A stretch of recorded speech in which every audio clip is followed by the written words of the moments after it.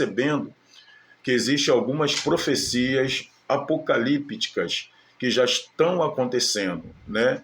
Então, na verdade, a gente vai tentar falar. Eu sei que o tempo pode ser até um pouco curto para nós tratarmos de um assunto muito complexo, né? Que é falarmos de escatologia. Existe um campo imenso. A escatologia é um campo imensurável, né? Então, eu vou tentar falar o básico, principalmente concernente. Hoje o tema é o período do anticristo na grande tribulação, né? O período do anticristo na grande tribulação.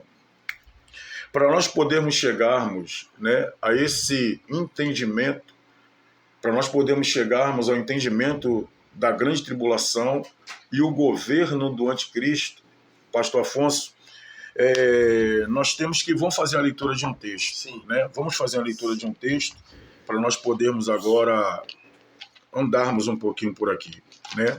Nas Escrituras. Nossos irmãos aí que estão ligados na programação, depois você pega a sua Bíblia. Se quiser acompanhar, sim, a sua Bíblia, abre a sua Bíblia na primeira epístola de João.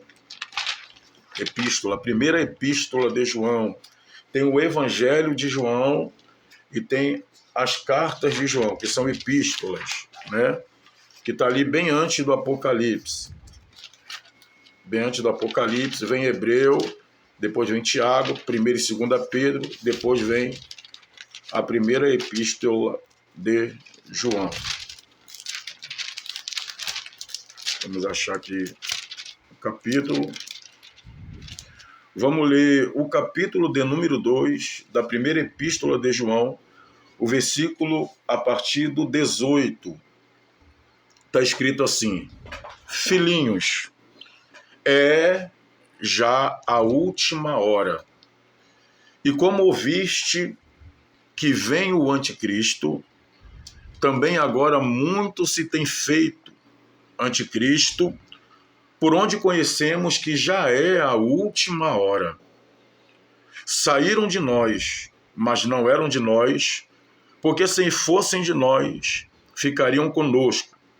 Mas isto é para que se manifestasse que não são de nós. Mas vós tendes a unção dos santos e sabeis todas as coisas. Então, esse aqui, para mim, sempre será um ponto de partida para o assunto que nós já começamos agora, nesta manhã. Falar sobre o anticristo. Então, João, ele estava exilado na ilha de Patmos, né? Por ordem do imperador Domiciano.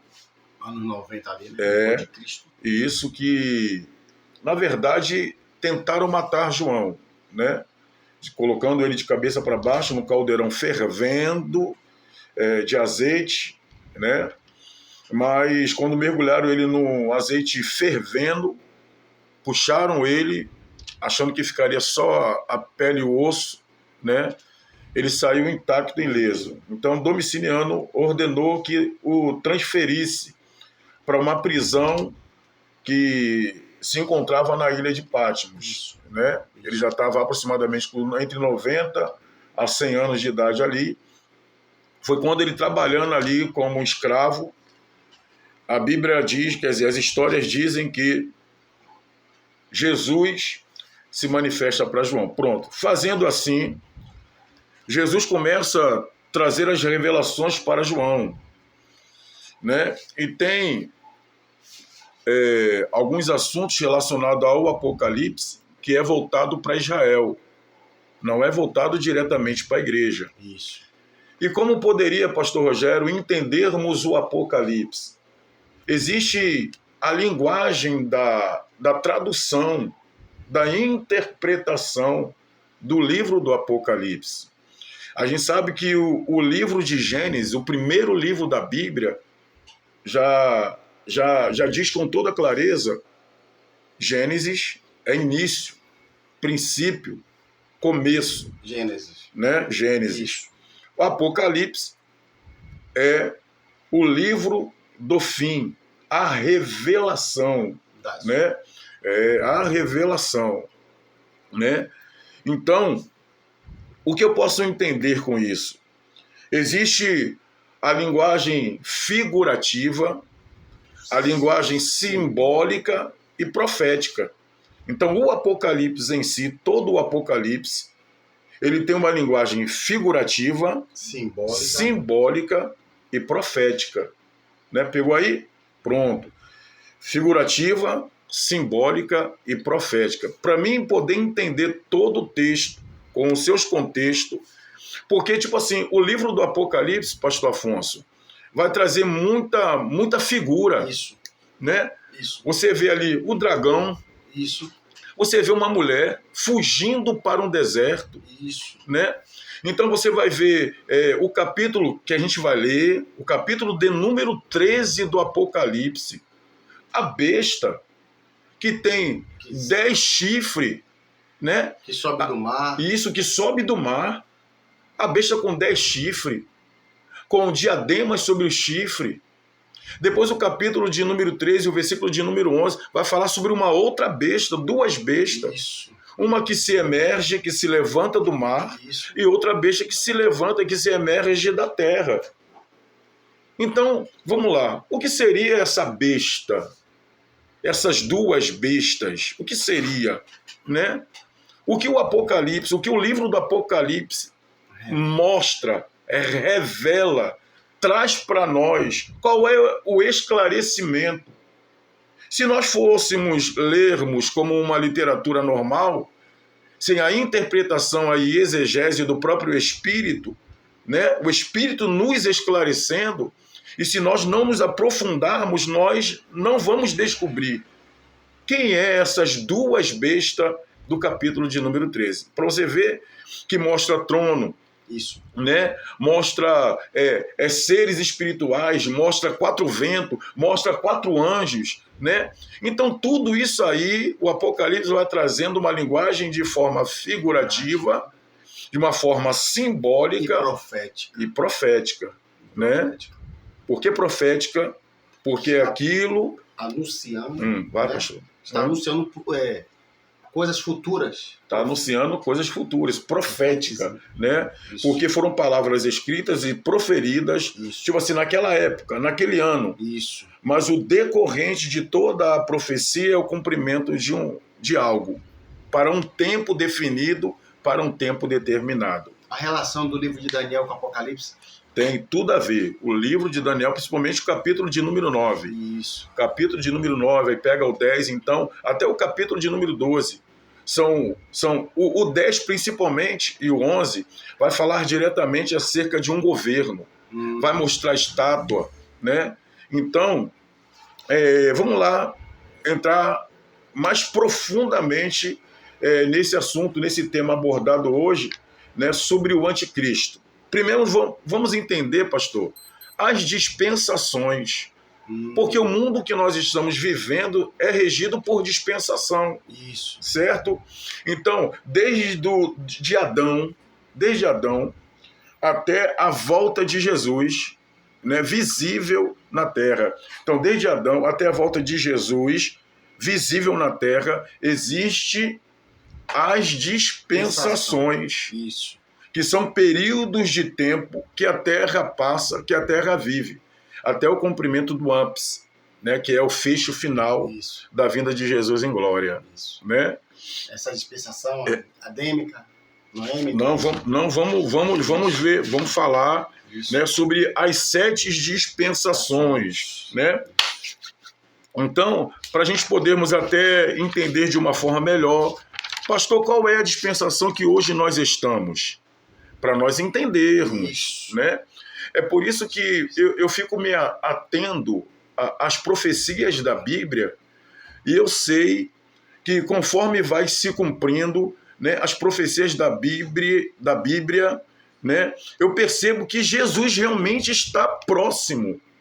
A gente vai falar tudo muito bom, pastor. A gente vai falar muita coisa acerca, né, disso aí. Eu até fiz uma anotação aqui sobre as 7 dispensações. A primeira dispensação que está em Gênesis é a dispensação chamada dispensação da inocência. Isso. Ela vai até onde a dispensação da inocência? Ela vai de Adão, né, da queda, até o dilúvio, certo? Então, a dispensação da inocência, ela vai da queda até a queda, certo? Ela vai até a queda. Então, o princípio ali da inocência é o quê? Quando Deus constrói, cria o paraíso, né? E coloca quem ali? Adão. Depois de Adão, do lado de Adão, Deus coloca a mulher, tirando da sua costela, para que os dois fossem os administradores do jardim, né? Então, ali, perceba que existe uma inocência, não existe maldade, né? Não existe tudo aquilo que não presta, o que é ruim, não existe ali. Não existe impureza, não existe imoralidade, não existe as obras da carne, não existe os desejos da carne, não existe maus pensamentos ali. Até que acontece a queda, né? Então, aqui é a primeira dispensação, até a queda, né? Desde a criação do homem até a queda é chamada dispensação da inocência. Pronto. Depois, pastor, segundo, a dispensação da consciência, certo? Que ela vai a partir da queda de Adão e Eva até o dilúvio, né? Então é chamado a dispensação da consciência. Começou como? Adão e Eva pecam, quando Deus desce no jardim, aí Deus já logo pergunta: por que vocês se esconderam? Por que você se escondeu? Olha a consciência, começou ali, por causa do pecado, certo? Quem te mostrou que você estava nu? Aí ele começa a trazer os detalhes de todo um acontecimento. A consciência. Pronto, então ali agora é a dispensação da consciência. Que ela vai até onde? Ela vai até o dilúvio, beleza? A terceira dispensação qual é? Governo humano, certo? Então, a dispensação do governo humano, ela vai depois da consciência. Essa dispensação do governo humano vai até Abraão. Glória. Certo? Deus vê que a terra ali, antes do dilúvio, já estava totalmente contaminada, corrompida, a maldade, a violência, né? Por causa da consciência. E todos faziam e praticavam aquilo que já sabia, era consciente daquilo que faziam. Já a dispensação da inocência já foi. Agora a dispensação da consciência. E depois a dispensação do governo humano. Por causa do quê? Por que o governo humano? Porque o homem passa a governar a terra. Então o homem passa a governar outros homens. Como as coisas começam a acontecer. O tempo de Nimrod ajunta pessoas para você ver. Então ele está governando. Nimrod passa a governar homens.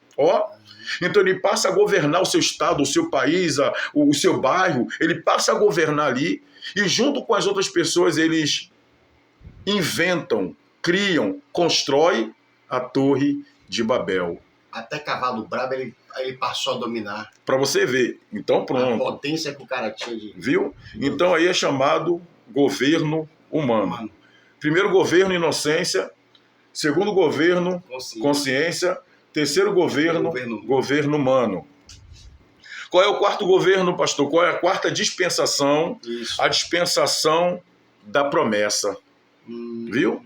Então agora é Deus fazendo promessas.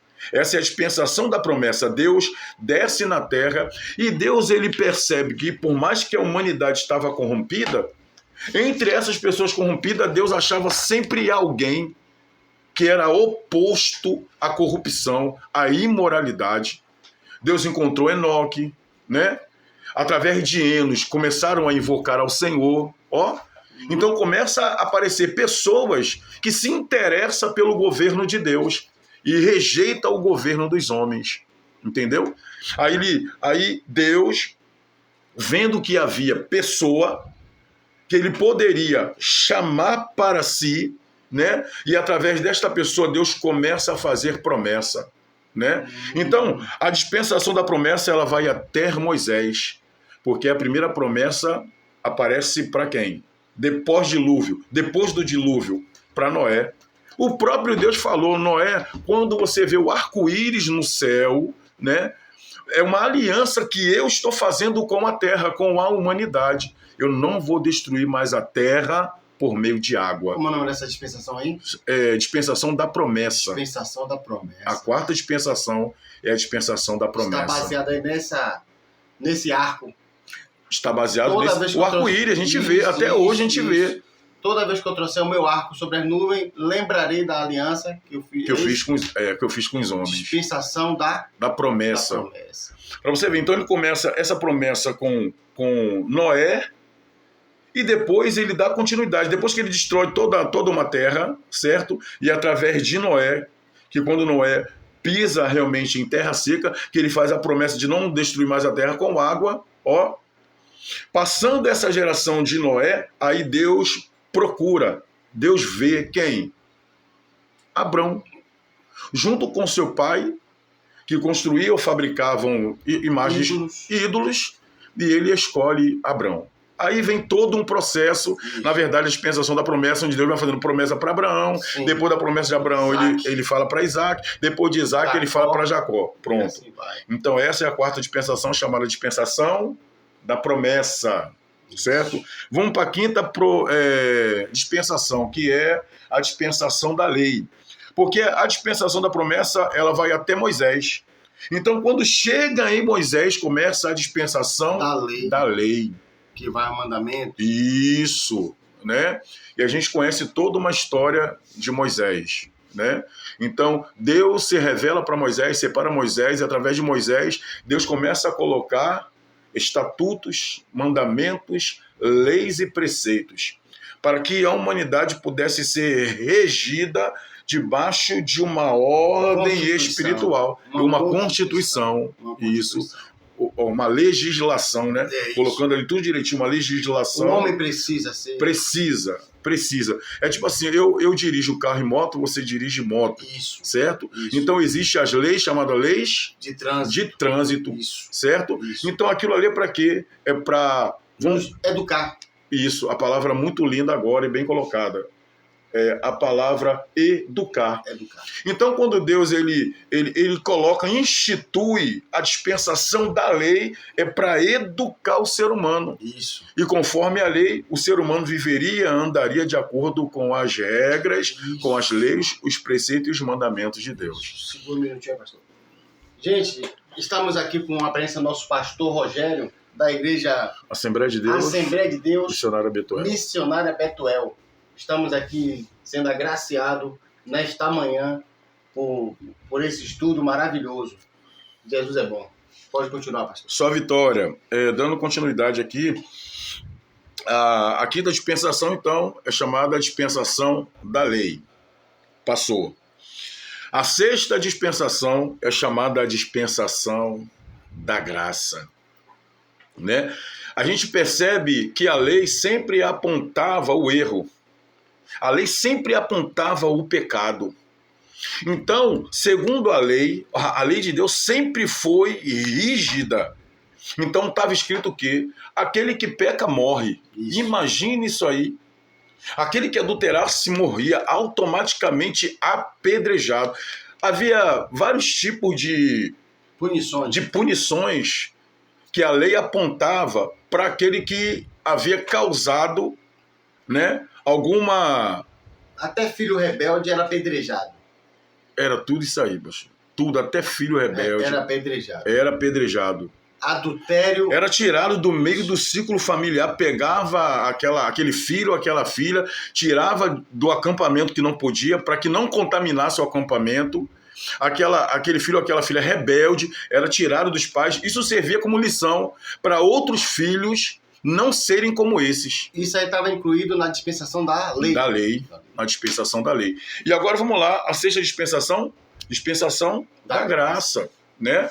Que dispensação é essa? Então, se a dispensação da lei, se a dispensação da promessa vai até Moisés, e de Moisés a dispensação da graça é chamada dispensação do Calvário, até o Calvário, né? Ah, não, a lei, a dispensação da lei vai até o Calvário. Que ali é a graça, começa a graça. Que a graça começa no Calvário. A oração de Cristo na cruz. A graça começa no Calvário. Aleluia. Né? Senão nós estaríamos até hoje debaixo desta lei. Desse jugo. Era um jugo mesmo. Até o próprio Jesus, né? Então vamos lá, como é que realmente começou essa dispensação, a dispensação da graça? Pronto. Deus enviou Jesus Cristo, seu Filho, em João capítulo 3, versículo 16. Deus amou o mundo de tal maneira que enviou o seu Filho unigênito para que todos aqueles que nele crer não pereça, mas tenha a vida eterna. Né? Então Jesus vem. Jesus nasce de uma mulher, Jesus nasce de uma Virgem Maria, né? Tudo na revelação do Espírito Santo, na plenitude do tempo. Então ela engravida, por uma obra do Espírito Santo, Jesus vem, Jesus nasce, né? Então começa todo aquele processo. Em 3 anos, Jesus, ele andando, vivendo, pregando, ensinando, curando e libertando, salvando almas, até o cumprimento dele ser levado ao Calvário. Verdade. A dispensação da graça, ela só deu-se início através da morte de Jesus no Calvário. Né? Que Jesus no Calvário ele pronuncia algumas palavras. A primeira é aquela que nós conhecemos, que em hebraico ficou escrito na própria placa, se colocar em cima. Não, aquela ali é falando sobre o rei dos judeus. Sim, expressão que ele diz: Eloi, Eloi, lama sabachthani. Deus meu, por que me desamparaste? A primeira palavra, pronúncia dele no Calvário, certo? E a outra segunda pronúncia dele no Calvário foi quando ele disse totetelestai, em hebraico, querendo dizer está pronto, está consumado, está feito. Pronto. Então, a partir dali que ele morre, naquele momento que ele morre, que o seu sangue está sendo derramado, abre-se. Aí você vai ver lá no templo, que a Bíblia vai trazer, estou me arrepiando aqui, viu? Aleluia. A presença de Deus, do Espírito Santo. Glória a Deus. Né? Então eu vejo que através da morte de Jesus, através do seu sangue derramado na cruz do Calvário, lá no templo, o texto vai até mostrar, no templo, o véu do templo vai se rasgar de alto a baixo, abrindo-se. O que ficava, pastor, atrás da cortina? A Arca da Aliança. Que representava o que a arca? A presença de Deus. Pronto. Mas, na verdade, nesse tempo, a arca não estava atrás daquela cortina. Certo? Porque desde aquele primeiro tempo que a arca tinha sido levada pelos filisteus, ela depois que Davi recupera, e depois que se perde a arca de novo, nunca mais a arca apareceu. A Arca da Aliança não foi mais construída. Eu lembro que até o pastor Antônio falou um pouco sobre isso. Foi o pastor Antônio? Foi, pastor Antônio, foi Jeremias 3, 23, se eu não me engano, que não vai fazer mais arca. Isso, que não faria arca, nem réplica. Isso. Pronto. Então, qual era a ideia dos religiosos da época, já que não tem a arca e o povo é preso pela arca, achando que que a presença de Deus é representada por um objeto, a Arca da Aliança? Então a gente coloca atrás da cortina uma pedra. E sempre vão falar para o povo que a Arca da Aliança está atrás da cortina. Isso. O povo nunca vai perceber porque a cortina...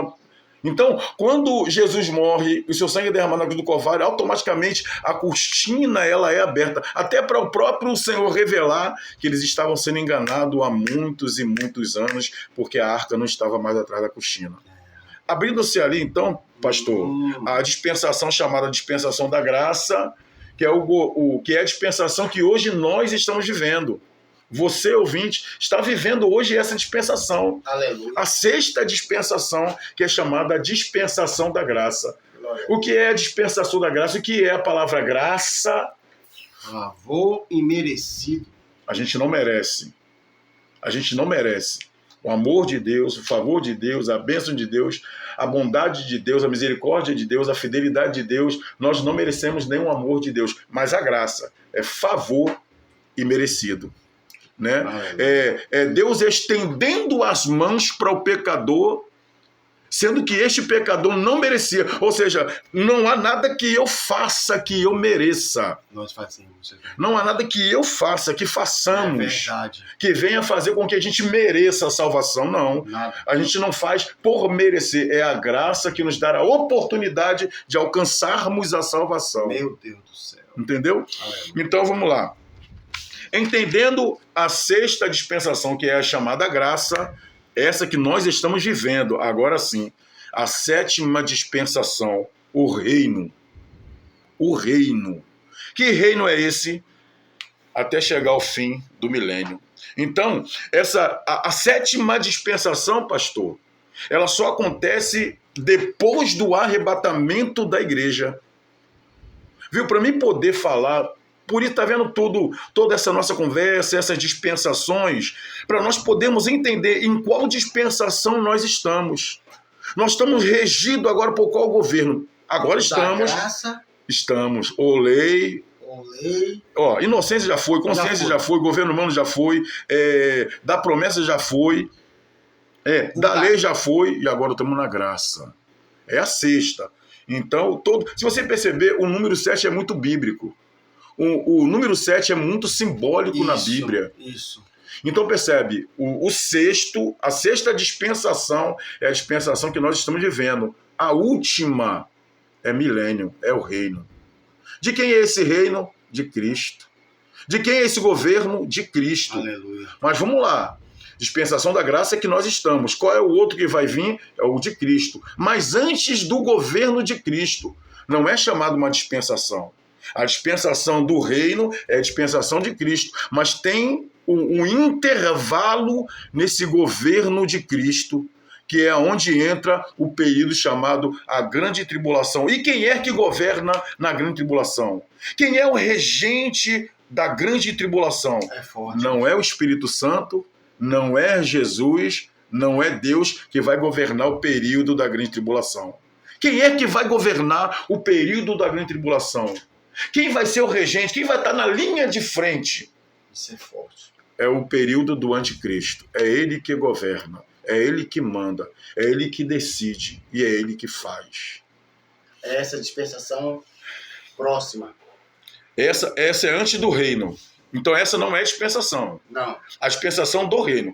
A sexta dispensação é a dispensação da graça, que nós estamos. Isso. Pós a dispensação da graça, é a dispensação do reino. Mas é reino de Deus. Você lembra? Venha a nós o teu reino. Na oração do Pai Nosso, venha a nós o teu reino. Beleza? Então esse reino, ele só vai ser complementado só no período em que Cristo... É grande isso aqui, esse período vai ser grande agora. Eu vou falar, mas a gente vai... Vamos andar um pouquinho na Bíblia.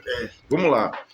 Então, antes da dispensação, pastor Afonso, aos meus amados ouvintes, né? Então, antes da dispensação do reino, vai haver alguns acontecimentos, né? Mas vamos conhecer rapidamente como a gente vai entrar no assunto, como a gente vai falar sobre diretamente quem vai governar o período da grande tribulação, quem é que vai governar. Eu já falei para vocês, amados ouvintes, irmãos em Cristo, a todos, né, que quem vai estar regendo é o anticristo. Mas vamos conhecer o anticristo com mais detalhes? Vamos ver em toda a Bíblia, aonde ele aparece, ele não aparece só na Epístola de João, capítulo 2, versículo de número 18, né? Então ele não aparece só na primeira Epístola de João, capítulo 2, 18. Filhinhos, né? Olha o que João está dizendo, pastor. Já é a última hora. E João aqui, ele vai falar acerca do anticristo e de uns anticristo. Ele vai falar de um personagem único, mas vai falar de outros representantes. Vai falar de outros que antecede a manifestação do anticristo principal. A gente vai entender o significado da palavra anticristo. Glória. Quer falar, pastor, alguma coisa? Não, fica tranquilo, né? Estou aqui observando ali se a câmera tá no ar. Então, vamos lá. Vamos conhecer rapidamente alguns outros nomes. Eu peço até o pastor que me ajude, porque é importante. Essa leitura, pastor, vai ser muito importante para nós podermos fazer, para conhecer o anticristo, mas com outros nomes. Sim, sim. Ele tem outros nomes. E ele vai aparecer no decorrer da história da humanidade. Vamos embora. Então, vamos lá. Eu vou fazer uma leitura aqui rapidinho. Sim, sim. Deus diz que o ser humano, ou a humanidade, está vivendo no tempo final, na última era, na última dispensação, no último período da história na Terra. Não, o ser humano já está próximo do fim de tudo. Já está próximo do fim de tudo, né? Então vamos lá. A palavra original no grego para anticristo, no grego a palavra anticristo, o que é? Tem dois significados muito importantes, né? O primeiro significa anticristo, quer dizer contra Cristo. Se ele é anti, ele é contra. Ele é o oposto. Opositor, que se levanta a favor? Não. Que se levanta a discordar. Que se levanta contra. Né? Então vamos lá, anticristo significa contra Cristo. Porque vem a palavra Cristo no anticristo. Anticristo. Porque ele é antes de Cristo. Vamos lá. Porque seria antes de Cristo. Eu estou falando assim, porque anticristo, oposto, que se opõe. Pode ver que está Cristo na frente e uma palavra anti atrás, que é contra. Isso. Tá vendo? Então vamos lá, ele é contra Cristo, no sentido de uma pessoa ou de um certo poder, e está em oposição ao trabalho de Cristo na Terra. Né? Então essa é a primeira colocação, contra Cristo. Ou é uma imitação do próprio Cristo. Viu? Então existem dois significados, contra Cristo e aquele que é parecido ou igual, ou quer imitar o próprio Cristo. Isso aí é muito profundo e preocupante do mesmo tempo. Profundo e preocupante. Opositores, no mesmo tempo que se opõem à obra de Cristo, no mesmo tempo eles fazem prodígio. Não é assim? Até os escolhidos poderão ser enganados. Prossiga. Maravilha. Então vamos lá. Então, já que entendemos que a definição da palavra anticristo tem duas vertentes muito claras e muito transparentes no grego, né? Que significa contra Cristo. Olha só, contra Cristo, né? E igual a Cristo, ou imitador de Cristo. Na verdade, o anticristo ele vai querer ser o próprio Cristo. Entendeu? Isso. Mas vamos lá. Vamos ver aqui alguns outros nomes que vai aparecer em todo o decorrer da Bíblia. Abre, por gentileza, em Zacarias capítulo 11, verso 17. Zacarias. Isso. E você que está aí também, que depois vai estar pegando, vai anotando, você pode voltar várias vezes, né? Porque como está gravado, está no YouTube, esse podcast, uma bênção de Deus, né? Na direção do pastor Afonso, né? Então você pode estar sempre voltando, rever mais de uma vez os pontos importantes aí desse estudo.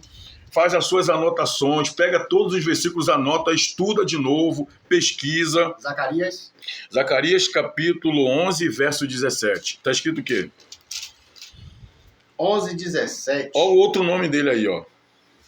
Ai do pastor inútil, que abandona o rebanho. A espada cairá sobre o seu braço e sobre o seu olho direito. O seu braço completamente se secará e o seu olho direito completamente se escurecerá. Um dos outros nomes que o anticristo também carrega no seu currículo é pastor inútil. Como ele vai ser um imitador de Cristo, o que Jesus disse? Eu sou o bom pastor. Aí agora, já que o anticristo, ele quer imitar Cristo, quer ser igual a Cristo, agora a própria Bíblia está identificando ele em outro texto, que ele é um pastor inútil. Ó, então já aparece na Bíblia esse anticristo com outro nome, pastor inútil. Qual é o outro nome dado ao anticristo? Daniel, capítulo 7, verso 8. Daniel. Isso, Daniel, capítulo 7, verso 8. Vamos lá. Estando eu considerando as pontas, eis que entre elas subiu outra ponta, pequena, diante da qual 3 das pontas primeiras foram arrancadas.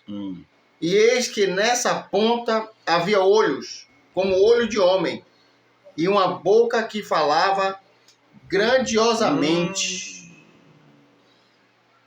Lê logo no início aí. Vamos lá. A gente vai... Escute, ouvinte, você vai ver o anticristo aparecendo aí. Não com o mesmo nome anticristo. Isso. Se lembra? Da linguagem simbólica. Na linguagem simbólica, isso. Anticristo. Ele vai aparecer com outro nome. Isso. Em outro lugar da Bíblia, em outro livro, em Daniel. Isso. Vai. Estando eu considerando as pontas... Continua. Eis que entre elas subiu outra ponta, pequena. Pronto, é aí que eu quero. Essas pontas são chifres, né? Sim. Então ele está sendo representado aí, o anticristo está sendo representado aí com outro nome, o pequeno chifre. O que acontece com esse pequeno chifre? Veja aí direitinho. Diante da qual 3 das pontas primeiras foram arrancadas. 3 das primeiras pontas, 3 chifres foram arrancados. Isso. Continua. E eis que nessa ponta havia olhos. Ó, essa ponta pequena, aparece olhos. Como olho de homem. E uma boca que falava... Que falava o quê? Grandiosamente. Essa grandiosamente não é elogio. Não é palavras bonitas. É poder. Poderio. É domínio. Poder. Né? Tá vendo? Então, poder de persuasão? É persuasão. A gente vai entrar nisso aí. Porque o anticristo... A gente vai conhecer quem é o anticristo. Tipo assim, se eu colocar essa pergunta para você, o que seria o anticristo? É um dromedário? É um tipo daquele parte homem, parte animal? O que seria um anticristo? Que o Apocalipse vai definir como chifres, como boca como de leão, rosto como não sei de quê, pé como de... Essas figuras que vai definir o anticristo com esses elementos. O que seria então o anticristo? Personificado em quê? Como seria? A gente vai entrar nesses detalhes. É muito grande. Esse estudo, esse assunto é enorme demais. Então a gente já identificamos que ele tem outros nomes na Bíblia. Pastor inútil, né? Em Zacarias 11:17. Chifre pequeno. O pequeno chifre em Daniel capítulo 7, verso 8. Terceiro, o príncipe que há de vir. Ele é chamado, considerado como um príncipe que há de vir. Viu esse príncipe aí? É Jesus, Esse príncipe que há de vir não é Jesus, porque às vezes alguém pode... Jesus não é príncipe, Jesus é rei. Isso. A diferença. Porque às vezes você pode pegar o texto e ver a palavra príncipe, né? E que está vindo para reinar, que está vindo para governar. Você fala, pô, é Jesus. Não. A gente vai ver pelo texto, que está lá em Daniel, capítulo 9, verso 26. Daniel 9, 26. O príncipe que há de vir. Vamos lá. E depois das 62 semanas, será tirado o Messias. Pronto, aí já está que o príncipe não é Jesus. Jesus já está aí definido como Messias. Isso. Depois que for tirado, o Messias. Veja aí.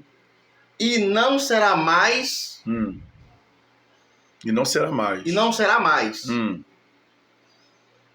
Continue. E o povo do príncipe que há de vir destruirá a cidade e o santuário.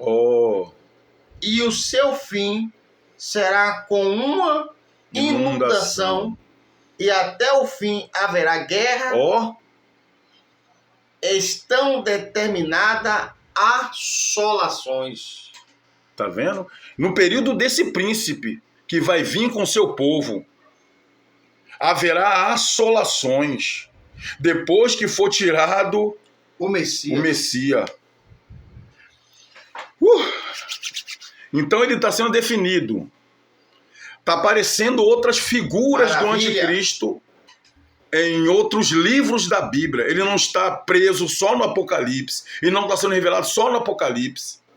Ele não está sendo falado só em João, primeira epístola de João, capítulo 2, versículo 18. Não, ele está aparecendo no Antigo Testamento. Porque aparece em personagem. Aparece em personagem, mas definindo quem é a pessoa no seu real contexto do que nós estamos estudando. Vamos lá? Então aqui ele já aparece como um pequeno príncipe que há de vir. Outra aparição, outro nome dado e dirigido para ele, o homem viu. Um homem viu. Daniel 11, 21. Para os ouvintes, por enquanto que o pastor já está aberto ali, já está pronto ali, o homem viu. Olha a palavra aqui, final, viu. O homem viu. Esse homem viu, a palavra viu, não é enxergar. Ver. Não é ver. O verbo de ver. Não é o verbo ver. Enxergar. Viu é inútil? Não. Viu aqui não é inútil, não. Viu aqui é mal. Mal. Perverso. Isso. Porque viu, enxergar sagacidade. É com V e o viu. É enxergar. Isso. É ver. Mas aqui está viu com L. Com L. O L no final de mal. Não é mal com U também. É mal com L. Então, já que tem o L no final de viu, está identificando que é um homem perverso. De sagacidade. Que é um homem mau. Isso. Lê, pastor. Pois não. Capítulo 11, 21. Aparece ele aí. Capítulo 11, verso 21. Depois se levantará em seu lugar um homem vil, ao qual não tinha dado a dignidade real, mas ele virá caladamente e tomará o reino com engano. Fala que ele toma o reino. Fala que ele não foi considerado por ninguém. Você sabia que ele já está no mundo? Ele já está no mundo. Isso. Ele não está atuando. Não chegou o tempo dele ser revelado. Isso. De ele se revelar. Mas nós já estamos, João falou, na última hora. Ele está pronto. Está preparado. Ele nem está arquitetando. Porque nem ele mesmo sabe o que ele realmente vai ser.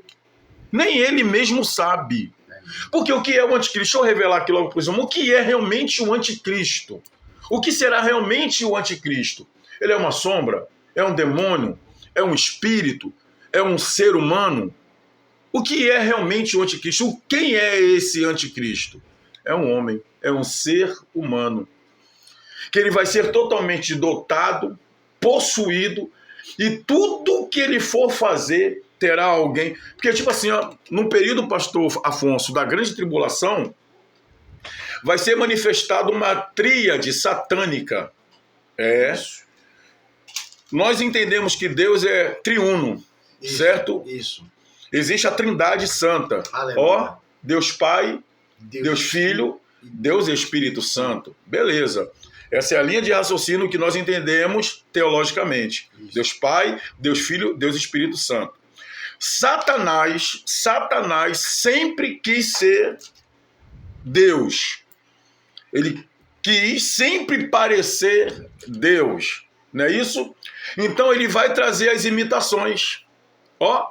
Satanás como Deus, Lúcifer vai ser como Deus no período da grande tribulação, o anticristo vai ser o Filho e o falso profeta, o Espírito Santo. Vai aparecer aqui a tríade satânica no período da grande tribulação. A gente vai chegar porque a gente temos que falar e ao mesmo tempo explicar. É um ser humano que vai ser... Vamos até ler isso aqui rapidinho, pastor? Não, vamos ler esse texto aí. A gente já lê, primeiro a gente já leu, né?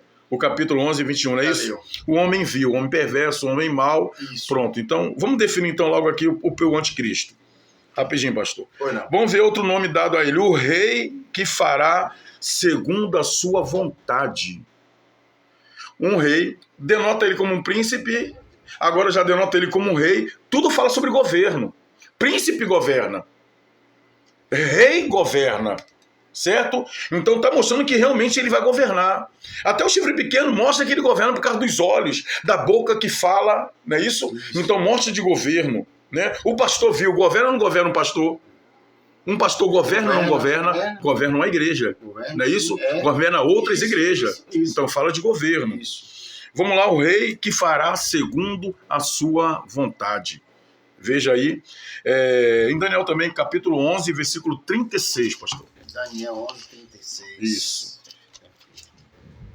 11, 36. Que hora é essa? 10:37. Tá ótimo. Vamos lá. E esse rei, 36, né? E esse rei fará conforme a sua vontade. E se levantará e se engrandecerá sobre todo Deus. E contra o Deus dos deuses falará coisas incríveis e será próspero até que ira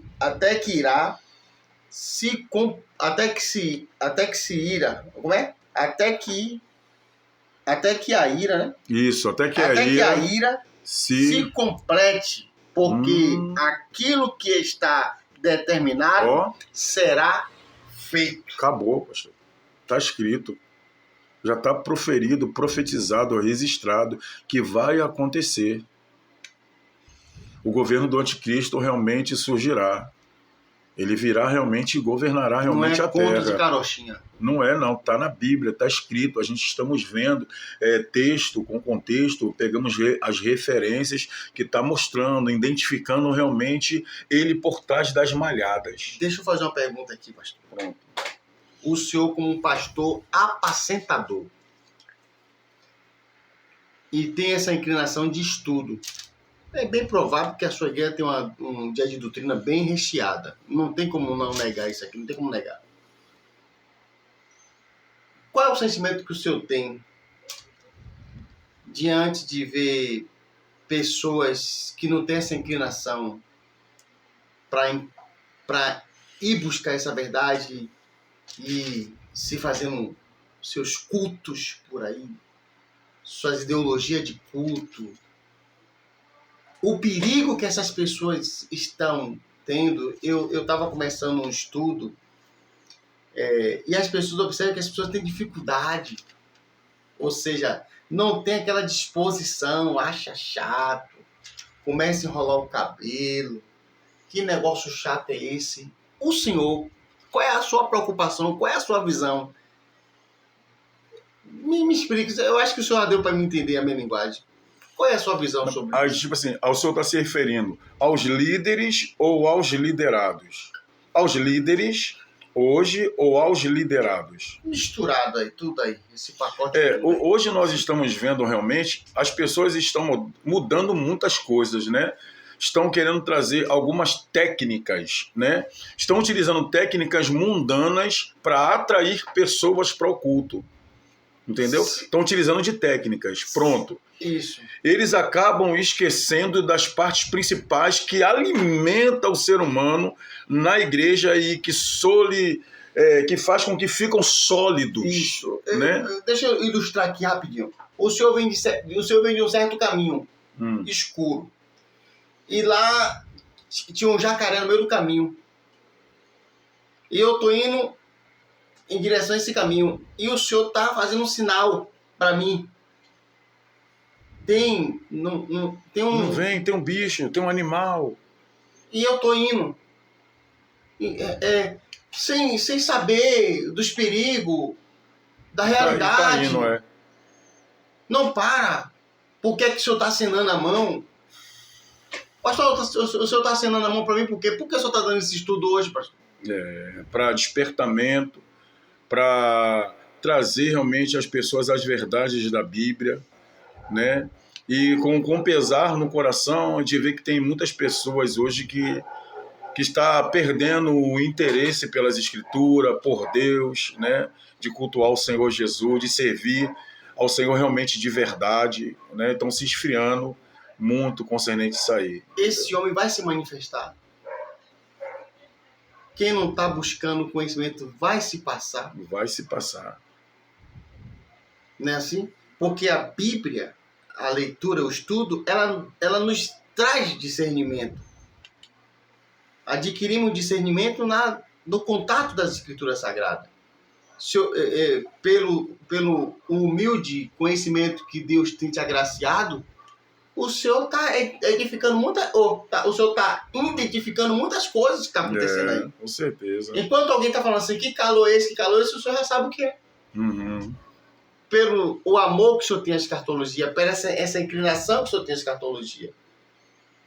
E identifica. E por que não dizer assim, se está escrito que no mundo tereis aflição, porque eu tô abatido. Afonso, rapaz, levanta. Está escrito aonde? Você ainda não leu não? João 16:33 não? As pessoas não estão assim. As pessoas estarão assim, as pessoas. Só Deus mesmo. Então eu quero agradecer a Deus. Eu tenho alguma coisa ainda para finalizar, para o seu concluir. Vamos... Porque não, deixa eu falar algo para os ouvintes. Não tá bom, não tá delicioso. É a primeira parte de muitas. E quero dizer para vocês aqui que grande foi a barreira para o pastor estar aqui. Certeza, marcamos, né? Marcamos várias vezes e aqui eu estou agraciado pelos esses homens de Deus que têm estado nessa cadeira. A minha casa está sendo edificada. A minha humilde casa, você vai chegar aqui e você vai ver. Eu estou sendo aqui agraciado por esse alimento da manhã. Então, me perdoe aí de ter tomado a palavra, mas eu tinha que falar. João, o nosso Senhor, ele crescia na graça e no conhecimento. Né? Então, desculpe ter tomado a palavra, continue, pode concluir. E estaremos... Então, a gente paramos aonde do outro nome? No homem... 11:36. No 11:36, né? Que ele vai tomar o reino por engano, né? Isso, o rei que fará segundo a sua vontade. Isso. Né? Então, existe mais 6. Mas aí não vamos fazer então isso aqui. Deixa a parte 1. Vamos deixar a parte... Essa é a parte 1. Isso, a parte 1. A gente vai fazer só uma leitura. Não, fica à vontade. Não, a gente vai fazer uma leitura para o próximo comentário. Isso. A gente vai se basear nesse texto. Isso. Vamos pegar as outras referências para finalizar. Sim. Na próxima, na segunda parte. Daí, na segunda parte, vamos dar continuidade, beleza? Mas vou deixar esse 2 textos para vocês meditarem e o que nós estaremos realmente conversando sobre esse texto. Apocalipse, pastor. Sim. Capítulo de número 13. Eu amo demais. Apocalipse, capítulo 13. Apocalipse. Aqui tem até igreja, pastor, que por causa desse capítulo do Apocalipse, capítulo 13, da besta que se emerge do mar, tem igrejas ensinando para os membros da igreja que não pode ir para a praia. É proibido até ir para a praia por causa da besta que se emerge do mar. Você vê, né?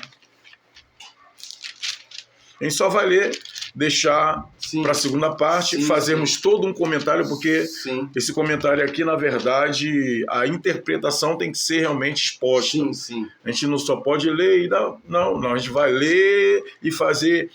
vamos cavar. Isso. Porque a palavra exegese é cavar. Né? É cavar. Né? Exegese, que tem a exegese e a iexegese. Como é colocar e outra tirar. Então vamos ler, pastor, aqui, ó. Capítulo de número 13. Na epígrafe, a besta que sobe do mar. Isso. E eu pus-me sobre a areia do mar, vi subir do mar uma besta que tinha, olha o que ela tinha, olha o que essa besta tinha: 7 cabeças, 10 chifres. Quantas cabeças? 7 cabeças com 10 chifres. E sobre os seus chifres, 10 diademas. E sobre as suas cabeças, um nome De blasfêmia. de blasfema. E a besta que vi era semelhante a leopardo, os seus pés como de urso, a sua boca como boca de leão. Olha a importância agora. E o dragão deu-lhe o seu poder e o seu trono e grande poderio. A gente não vai falar nada agora, pastor. Só na segunda parte. Só na segunda. Versículo de número 11, pastor. Aqui está a primeira besta. E o dragão dando todo o poder, poderio e ainda o assento no seu trono. O versículo 11, pastor, agora o senhor lê sobre essa besta. A epígrafe. A besta que subiu da terra. E vi subir da terra outra besta. E tinha 2 chifres, semelhantes ao de um cordeiro. E falava como o dragão. E exerce todo o poder da primeira besta na sua presença. E faz que a terra e os que nela habitam adorem a primeira besta, cuja chaga mortal fora curada. Continua aqui o 13. Vamos lá. Ó. E faz grandes sinais de maneira que até fogo faz descer do céu. A terra à vista dos homens. 14. E engana os que habitam na terra e com sinais que lhe foi permitido que fizessem em presença da besta, dizendo: aos que habitam na terra que fizesse uma imagem, a besta que recebera a ferida de espada e vivia. Pronto. Então aqui vai estar para a segunda parte. Não vai ser nenhuma conclusão, porque não tem como falar conclusão. Porque, na verdade, o estudo concernente... o período do anticristo ele é muito extenso, porque fala de 7 anos. Né? Então, o capítulo de número 13 é uma besta.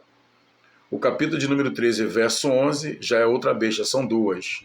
Uma com 7 cabeças, 10 chifres e 10 diademas. E uma com apenas 2 chifres. Né?